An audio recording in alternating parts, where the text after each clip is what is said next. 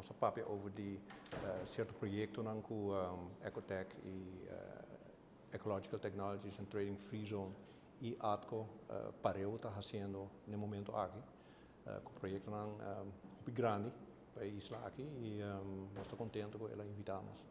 Nós sempre estamos abrindo para trabalhar com toda a gente. Nós não estamos ser aporte para nenhuma gente e nós estamos abrindo para o governo, nós estamos abrindo para toda a gente que trabalha com nós. Sempre nós estamos e sempre nós queda. Ecological Technologies and Trading Free Zone está trabalhando em projeto de biogás. Eigenlijk não chama biogás, mas é gás.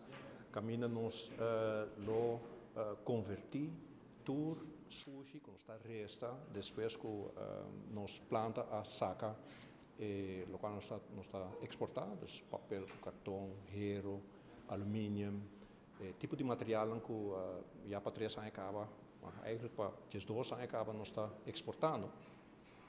Tem certa quantidade de material que resta. Ante material que resta em ano, que basta hobby, e sei nós vai convertir em gás. E depois que nós convertir em gás, vai de pipa straight para o web. E o web lo usa para trazer eletricidade e água. Sei em hobby corto o projeto que o AT&T está fazendo atualmente. Bom, o contrato não vai firmar. Dus o agreement está claro, nós manda order candidato de equipo acaba e prometo que o fim de ano aqui tem equipo está drentando a rua acaba se turcos vai manejar está planeado, pero em princípio o planta o projeto está correndo. Planeado para na julho de ano 2004 nós começar a donar e prometer gás que nós produzir de sushi aqui na rua. Nós temos Ecotech op je eigen pas acaba, maar nu hebben we just 2 anos pas acaba, está fazendo esforço para reciclar mais rápido que possível.